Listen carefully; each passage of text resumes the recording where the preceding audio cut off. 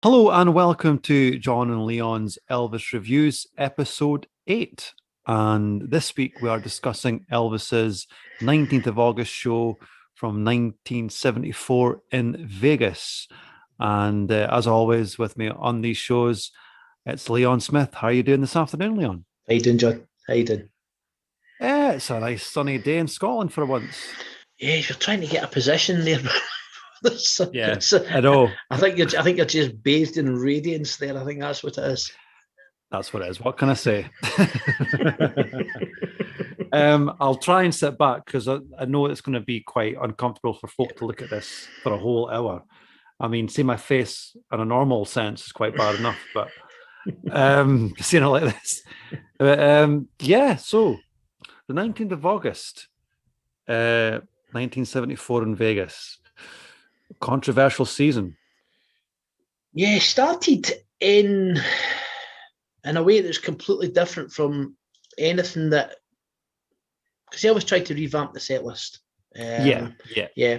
And then what happened after that? The season ended in one of Elvis's most infamous shows, where you had great music, and then you had that drugs monologue rant at certain magazines on final night. So it was an up and down roller coaster season, to be honest. But in the middle, in the middle of the season, there was some really good stuff in the middle of the season, and there's officially now you've got three shows released officially. So you've got two on the Nevada night set, which includes the show we're talking about, and then you've got one later in the season from it's midnight later in the season. Yeah. Which is a kind of half and half. It's a kind of half and half show. That's not because because of the way things were recorded at the time. Well, that's it. And you know, you're trying to listen to this song in an open mind because it's not professionally recorded. Mm-hmm. It's more or less you're trying to listen to like at an audience point of view rather than a listener listening it at home. Yeah, because if so, soundboard recordings, it's recorded in a cassette at the soundboard, and it's at the whim of the engineer as to how the sound is on that. I mean, he might have emphasis on one particular instrument, on Elvis's vocal, so you're really a prisoner to that. And yes.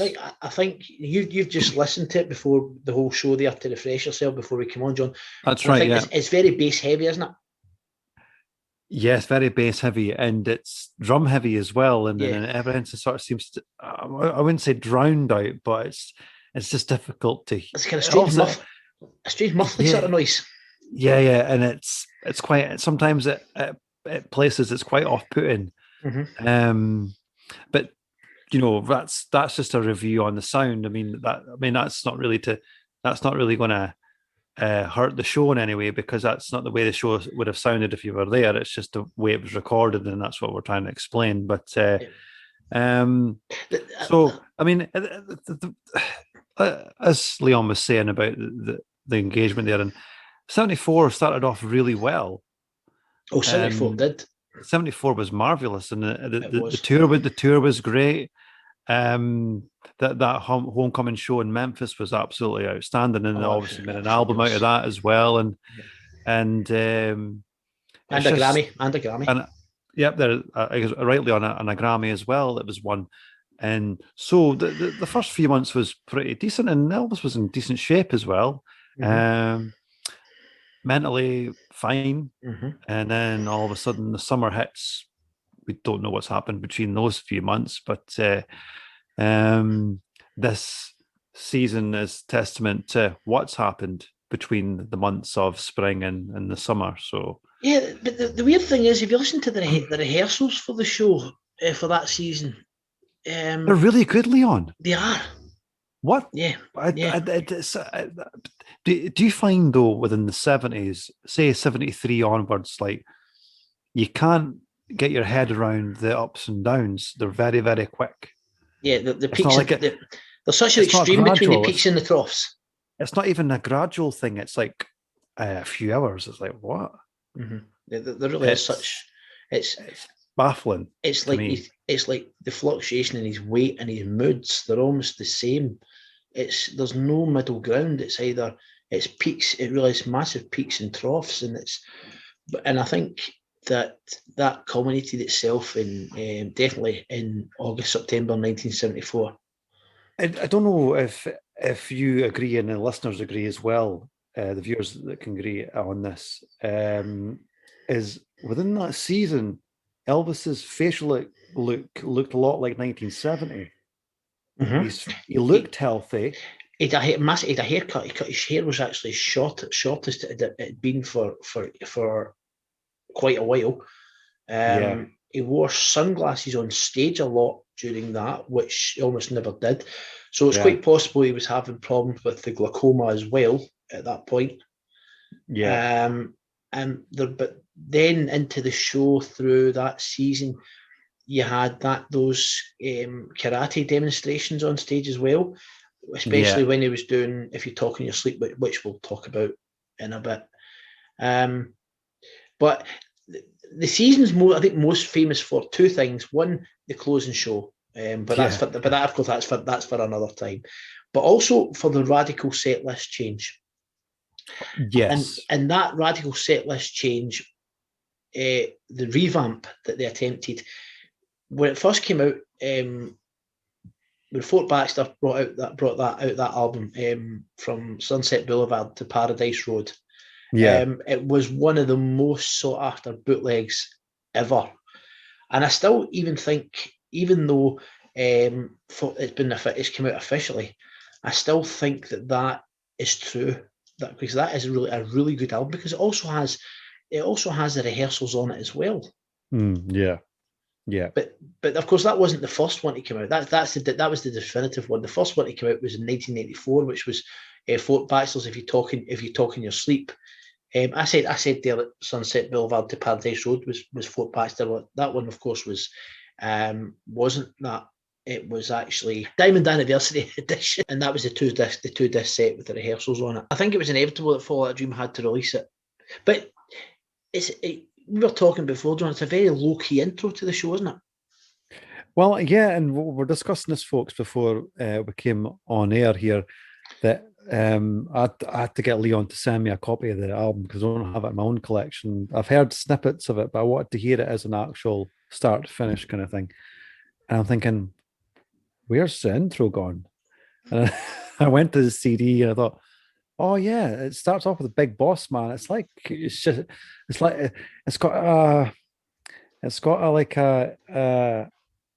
a really weird opening. It's like it's a abrupt. That's the word I'm looking for. There's no build up, and if that was me sitting in the audience and I'm thinking, obviously they would have had a warm up act and stuff, and you would have known he was coming on eventually. But I think if you'd seen his shows prior to this engagement, you would have expected, the 2001 intro and stuff like that,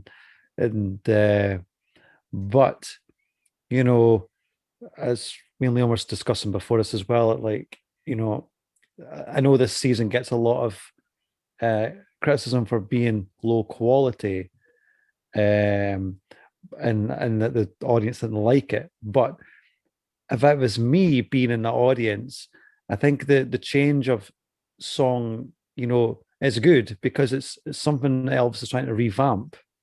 It's a change, but I don't think it's a song because it's a problem. I think it was just the way Elvis' demeanor was on the stage, and it was a bit, up and down, and that sounding of being influenced on stage, I think is one of the big problems within this actual season itself. Yeah, definitely. I think that the intro itself may have caught some people off guard a wee bit. May have. Yeah, caught me off guard in that, and that's me just listening to it on a CD. So yeah, because that's what we are expecting to hear, because it's been done now, say for 3 years, the same intro, right? Let's face it. And then all of a sudden, boom, out of nowhere, it's changed.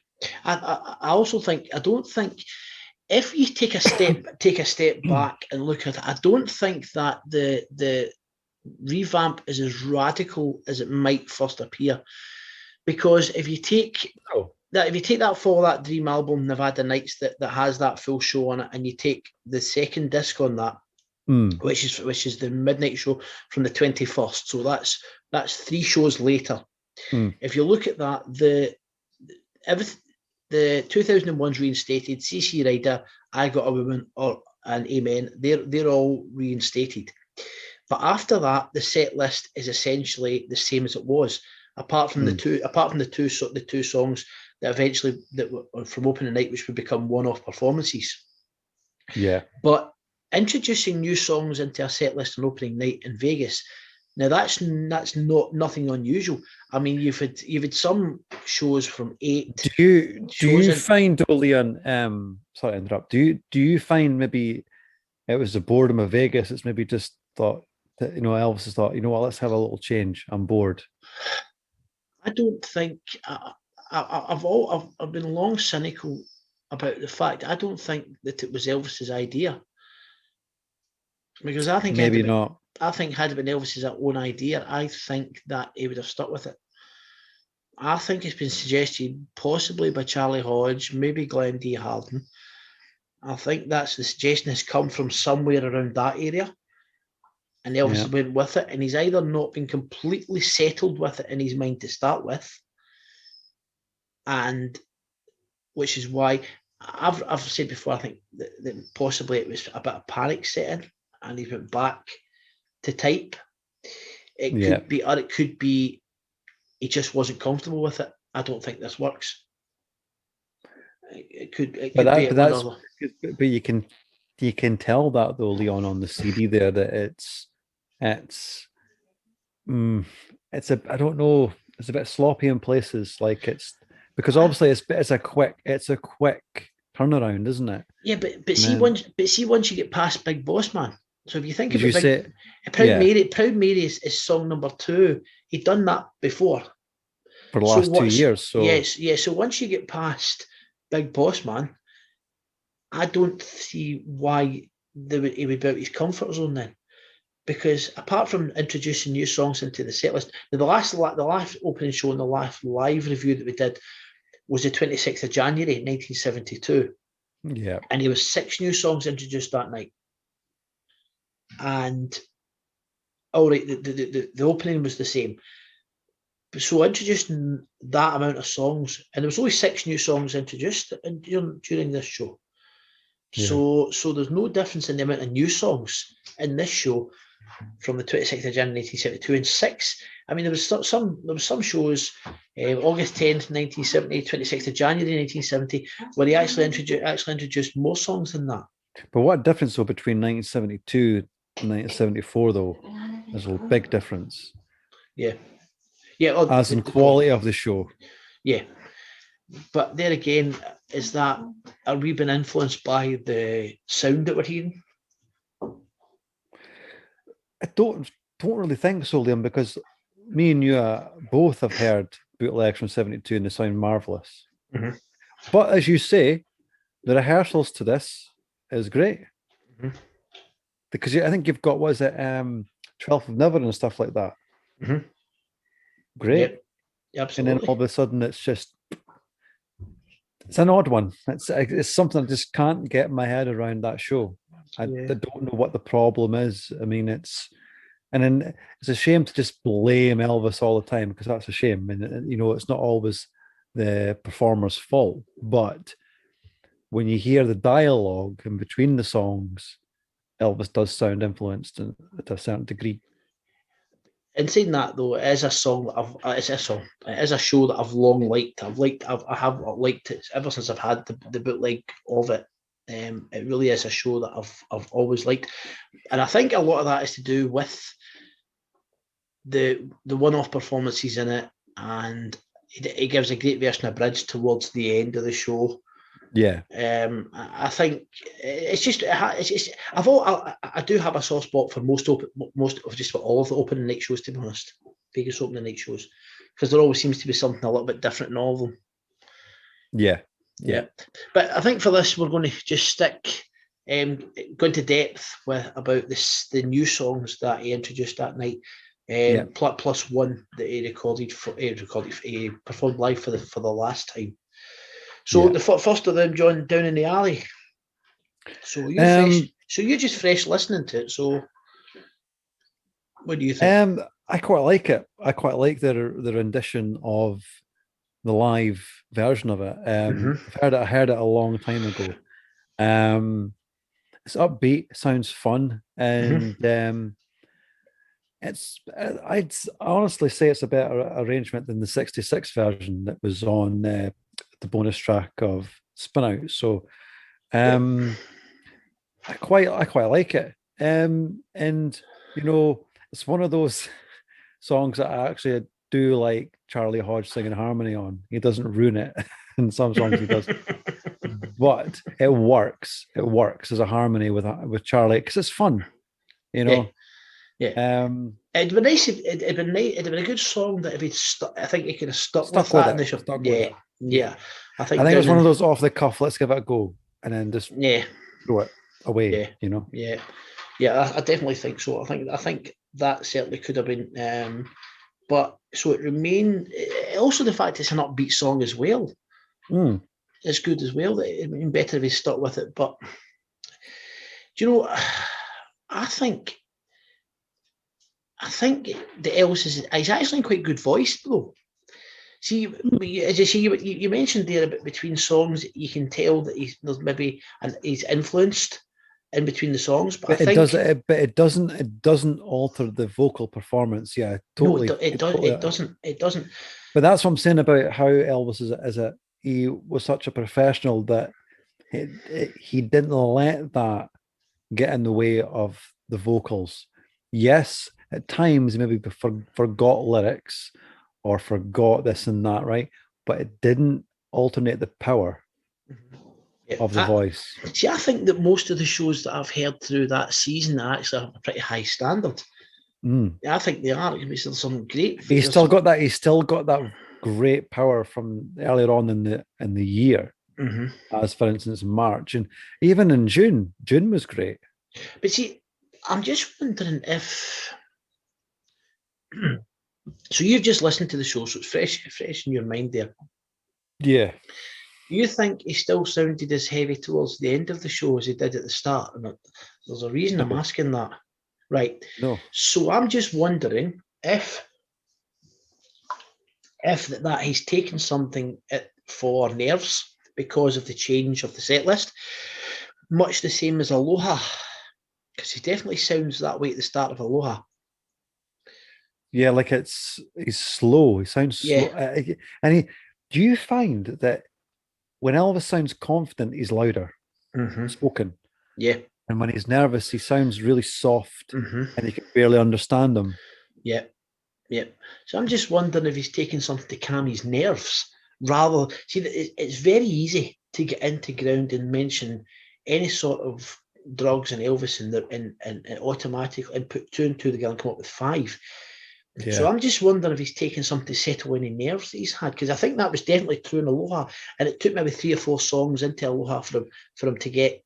I think before he got to maybe about You Gave Me a Mountain before he really started to loosen up a bit. Yeah. So I'm just wondering if the same might be true here. Yeah, because let's face it, guys, and people who are listening in, Elvis didn't take illegal substances. These were all medicated prescriptions. So they do make you drowsy and they do make you just a bit, and especially depending on how much he's taken, it doesn't sometimes. It's a concoction of mixed tablets that causes like the mood swings and stuff. If you're taking something just directly on its own, it still can cause an effect that it's causing drowsiness and whatever.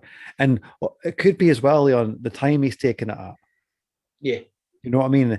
And it's hit him before he's gone on stage. But that's what he's wanting it to do, is to maybe calm these nerves down.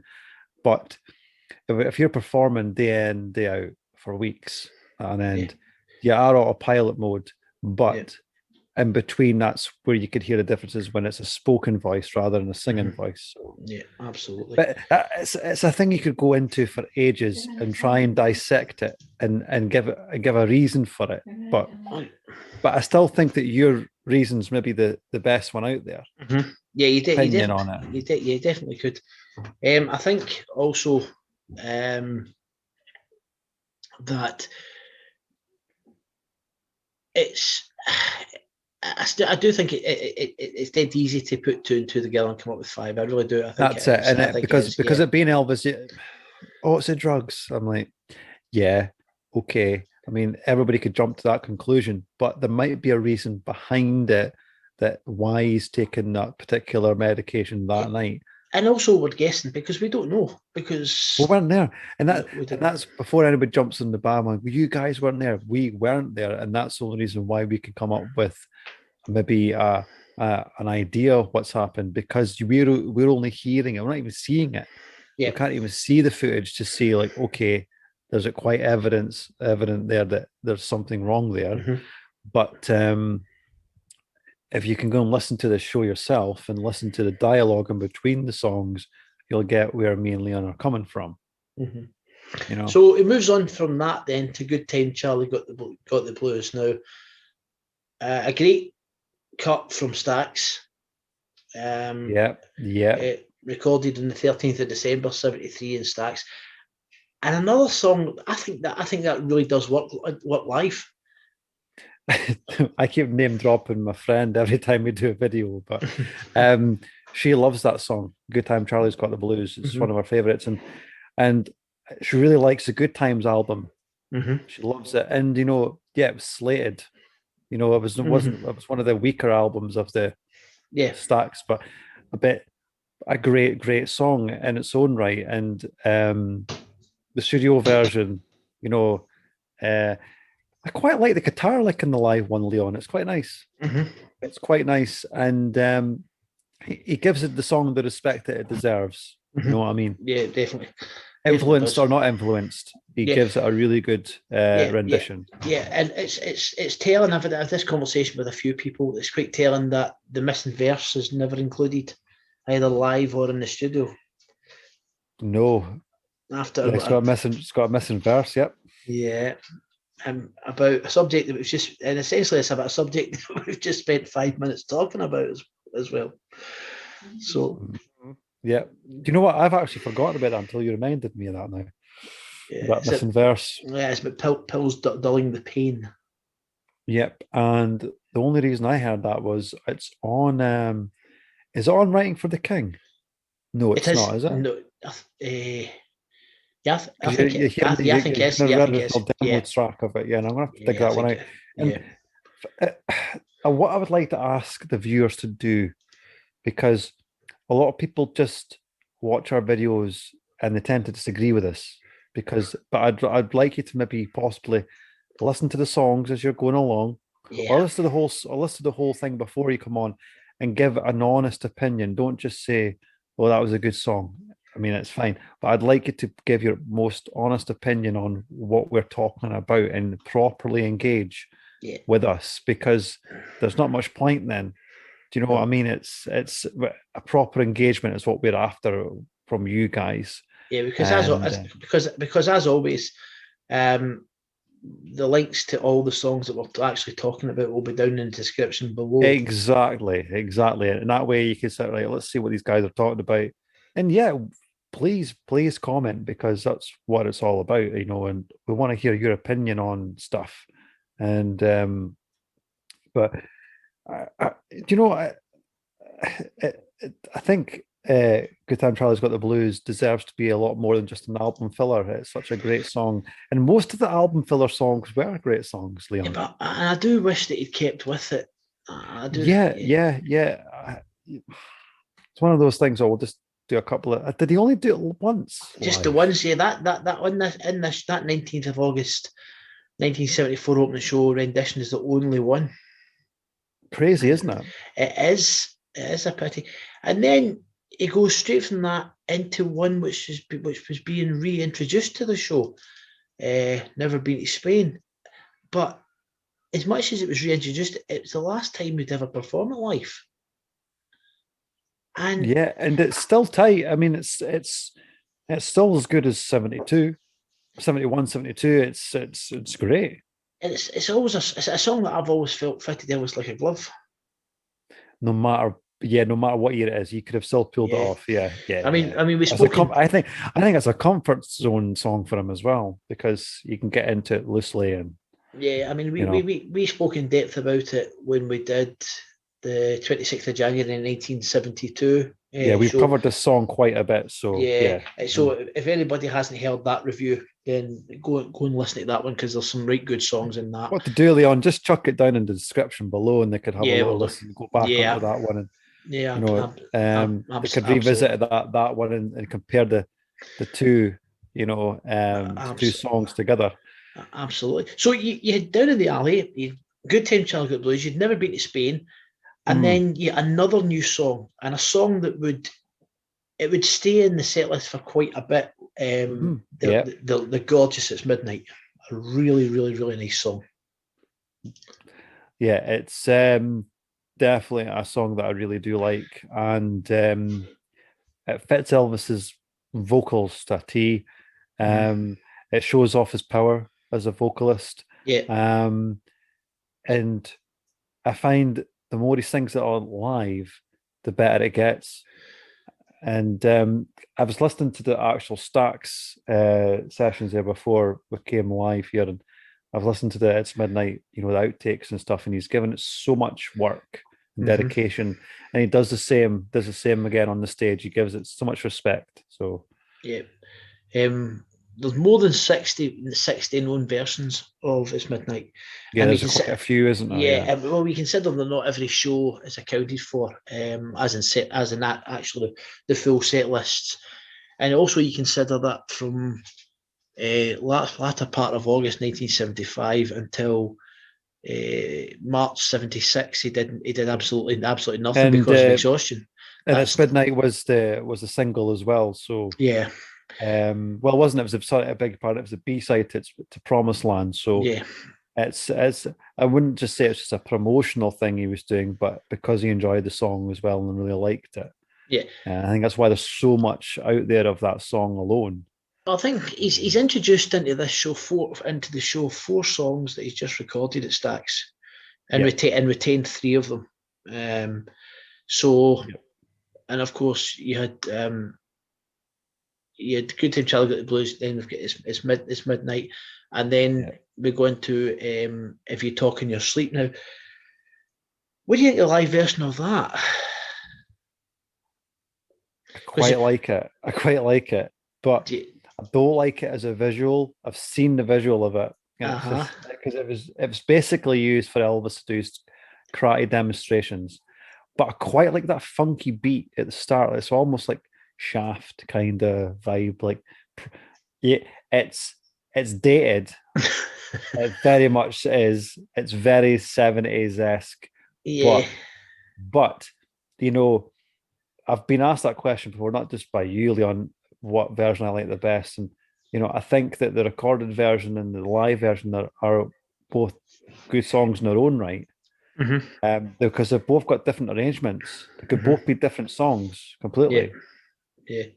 See, there was always a couple of songs in the set list where Elvis that allowed him to entertain the audience, not just with more than his peerless vocals, but also with the way that he moved on the stage. And he had Suspicious Yeah, Minds, Polk Saladani, Love and Feeling, from 1971 on tour on that. I mean, some of the karate moves that he did on that. yeah, But I think towards the later this, end of the year. Yeah, yeah, yeah, 71. Yeah. yeah. But I think this is one where it was actually specifically put in for that reason. But as good as those live versions are, I don't think that it can quite recreate that sultry, thinly disguised, the sexual undertones that the studio version has, because the studio version just sizzles. Oh yeah, The it studio does. version just sizzles. I mean, But that could be just be. So you see, some songs, Leon, are meant to be studio masterpieces, and it's quite difficult to replicate that on a stage. mm-hmm. Um, Yeah. but to me, I definitely would say that the studio version is my favorite Mm-hmm. out of the two. Great songs, both on their own, right? But studio version is the favorite for me there. You see, also from the Promised Land album as well. Your Love Been a Long Time Coming was also got to the rehearsal stage as well. That's right, yeah. But didn't make it into any of the shows, so it could have been 5. But it's almost a progression here, because Good Time Charlie's Got the Blues was dropped after opening night. Then you've got You Talk in Your Sleep didn't make it past the end of the season. Yeah. But It's Midnight did, along with Promised Land. Now, Promised Land was introduced during this show for the first time, also recorded at Stax. Which was a single, so it was single, yeah, and had, of course, the title track of the album. I quite like Promised Land as a live song. It's not bad. Yeah, it's not bad at all. And I find that listen to the early takes of Promised Land almost sounds like the live versions. It's just that intro slightly different. It's more the live one's more piano orientated. That intro is more piano orientated rather than the keyboard. Yeah, which is in the studio. So yeah, but I think that's more to do with what instruments were available on the stage. I think that might be quite more than anything else.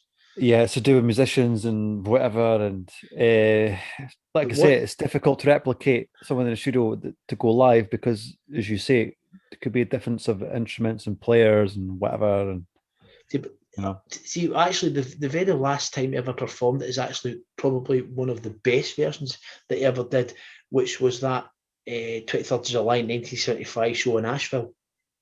I just think that's the second last song of the show. Yeah, and I just think that's a great version, and I'll put the link to that one at the bottom as well. I think that's a fabulous version.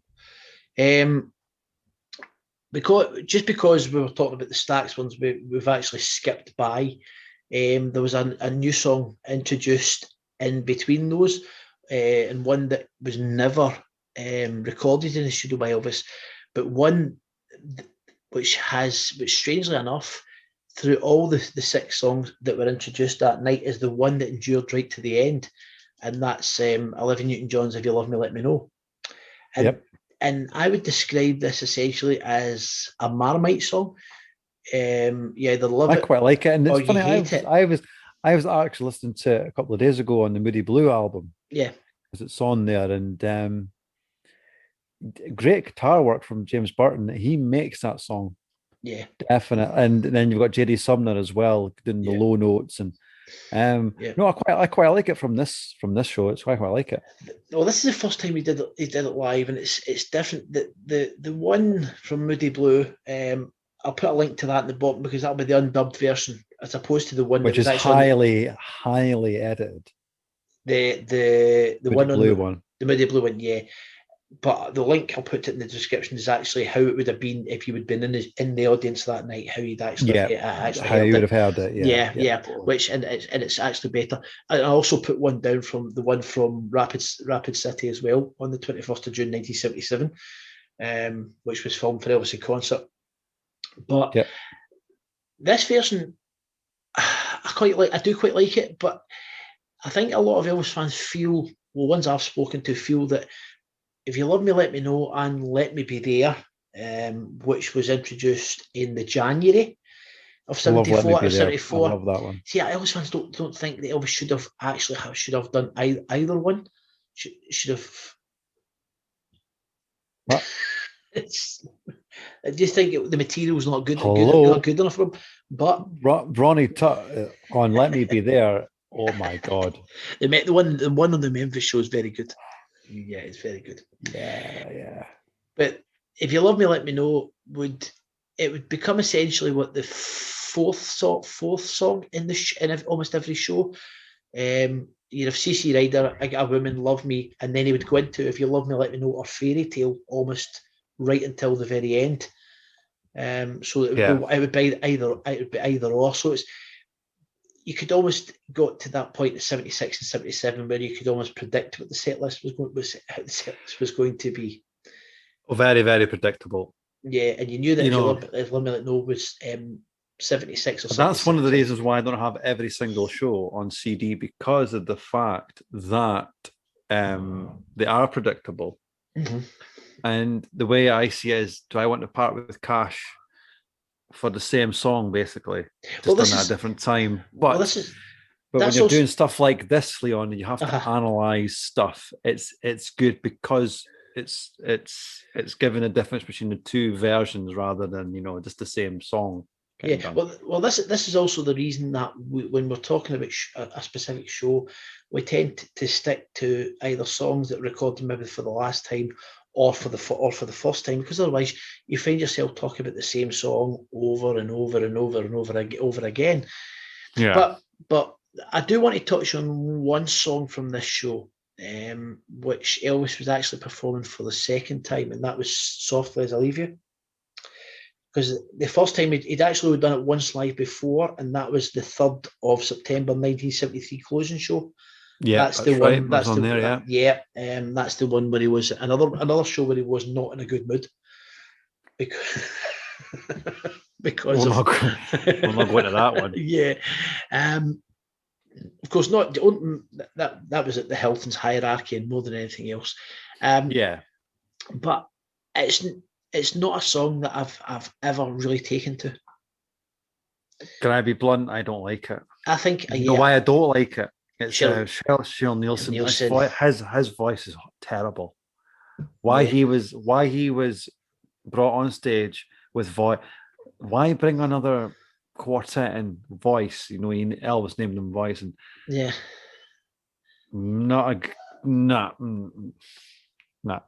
But that's down to Elvis, though.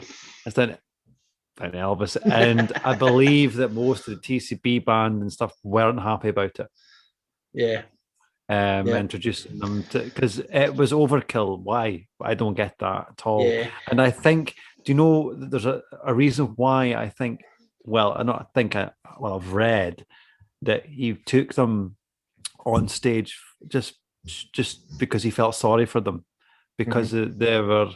I think Cheryl Nielsen, he was let go by some other quartet, and Elvis felt bad about it, and then he made up a group of singers himself, and then called them Voice, and he was involved in that. But if you see any footage of '74, you see Voice on the opposite side of the stage. Was that telling you? Yeah. You see, as you're looking at the stage, you've got the suites and you've got the stands on the right hand side, and you've got Voice on the left hand side of the stage, which is quite strange in itself. But of course, Cheryl Nielsen, after he did "Softly as I Leave You," and then he would do "O Solo Mio" for Elvis. So Elvis also liked what he was hearing, because you don't give somebody. What was he hearing? Well, God. That's it. But I don't think he would give him that sort of platform unless he's hearing something that we are not. Absolutely. So, all in all, you're not particularly enamored by that show. Is that what you take away from it? It's what I'm taking away from it. Yeah, I wouldn't. It's not my go-to show. Yeah, I think. Before we came on air, I said to Leon, I really don't want to completely slate it, because that's not fair to Elvis, because of the fact that there's so many things that's contributed towards the show that could have went wrong with Elvis. But honesty is one of the most important things, surely, when we're doing this. Of course, I don't want to be untrue to him, and if that means giving my brutal, honest opinion on stuff, then so be it. And he was a human being like all of us, you know, had strong points and weak points, but he's tried to try new songs in the set list, and overall I'd give it about a 6 out of 10. I think this is probably the first. I think this is about the first time in the 8 ones that there's been any sort of slight disagreement in my opinion on this. Because I quite happily listen to that show. And I would, because I think the interest factor in it as well makes it as well with everything. I think you quite like it as well, Liam, because of the background story to it and Yeah, yeah, what the lead up to the season. Because you're quite a 74 kind of guy as well, and you quite like the yeah, 74 stuff. And yeah. you know, and although I'm a Stax guy, so it's like I would have thought within myself I would have visited these songs a lot more. But one of the reasons is that it's a lot of ignorance on my part because of the fact that I don't have every single CD out there and I've not Mhm. heard every single thing because it's to listen to all that stuff. It takes a lot of time and patience to listen to every single thing. It certainly And does. like I say, I've heard them a couple of these songs from the show before, but I didn't know them enough to go onto this review because I'd be kind of foolish of me to come on this review Hmm. and said, yeah, this and this and that, and not remember what I'd listened to, and what's the Hmm. point in reviewing it if I can't give an honest opinion? So that's hence why I listened to the whole thing before it came on, and to give my honest opinion. But I'd give it a strong 6 out of 10. And one of those is because of the sound quality, and that's nothing that's not Elvis's fault. That's the way it was recorded, and Hmm. I think maybe if it was done professionally, it would have brought the songs more alive as a Hmm. live A version, Leon. better, I better, think a better mix. mixing can kill songs. It could properly kill songs, and Yeah, yeah. But I mean, for the time it was, it's not. I mean, it's a lot better than what's going to come in the next couple of years, which is 76. Yeah, It's a lot better than the summer of 76, that's for yeah. sure. But what's really important now is that viewers now is what is that they put down in the comments what they think. Yeah, If they click on the links, listen. If they haven't heard anything of the show before, click on the links, listen yeah, to it themselves, and then have leave your own comment, leave your own opinion on the show, yeah. because there are we don't all like and we don't all like the same stuff. We don't all like the same shows, and it's not wrong to dislike one show and like another show. No, It's no. not just We're like all it's we're all fans for different reasons, and exactly, and just like it's not wrong. it's It's not wrong to like one movie and not like another. exactly. I mean, I'd like to thank everybody for their great response on Level It, Level Little last week. I mean, Absolutely. outstanding response, folks, and thank you so much because we were a bit nervous about our first video and stuff like as in like seeing us like this and this Yeah. the new concept of doing stuff. But Yep. thank you so much. I mean, almost 600 views as it stands on the 25th of February here, so it's only been up not even a week yet. So to this point, so thank you so much. And next week we're going to be doing Elvis's Nashville sessions. Say that out correctly, Nashville sessions next week from 1970. Yep. We'll be doing them in more of parts because Yeah. of There's the too much to cover. content. Yeah, Yeah. too much to cover, Leonia, and the content's quite a lot. It's over Yeah. 37 tracks. Yeah.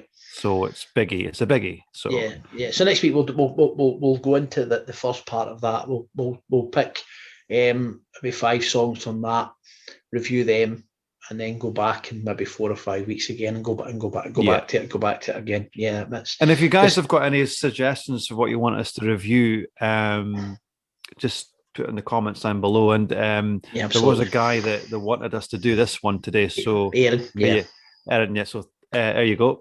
And I hope that you've enjoyed it, and I hope we've not slated it too well. I haven't slated it too much for you. I'm really sorry if it's one of your favorites. And you'll just see Leon and yourself coming towards me with a hammer, um, but no, this is what you've been waiting for, and I hope you've enjoyed it, Yeah. and as in the rest of the viewers. But uh, you know, as Leon said in the last video, please like, please subscribe, please share. It does help this channel grow, and we've had a great response in the last week, Leon, haven't we? About Yeah, we have. Yeah, we definitely have. We definitely have. the channel was a little bit stuck in the mud for about a couple of weeks where the views were great. It was just the subs were a bit low and we just couldn't get our head around that. But it doesn't take long just to click like and click share and subscribe. I mean, it feels like we're begging, but we're not. It just helps us grow as a channel, and we want a bigger audience for what we're doing. Yeah, you know absolutely. what I mean? And Of course. I mean, I'm not just saying it. We don't appreciate the 190 people we've got so far. It's just that, bigger and better is what we want, and Absolutely. we want our channel to grow. And as Leon says, click on his stuff that he's putting up today, and that helps Leon's channel grow as well. And because Leon's got some fantastic stuff on there. I keep saying it every week, and great plug for him. But please listen to Leon's stuff. He doesn't just put Love Me Tender up, like some other channels do, and I'm not naming them, but he tends to put a lot of thought and process into these videos, and he picks them out thoroughly. He sometimes asks me, like, what do you think of this one? And I'll say, no, it's fantastic because it's different. Such a flatterer, John.